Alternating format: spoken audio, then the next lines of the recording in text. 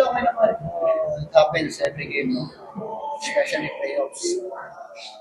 The physicality is andyan. Of course, we're happy na we got W, we got the series, but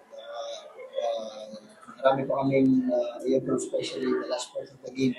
Talagang alam namin na ganun yung Rainer Shell at hinayaan pa rin namin mangyari. Pero sana ma-improve namin next game.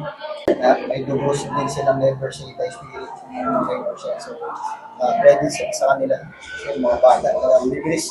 Well, nilapitan niya naman ako.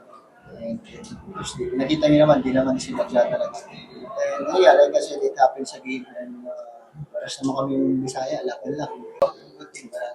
Medyo nahilo lang ako after ng game. Pero maganda yung alaga ni Mrs. Kaya. Yeah.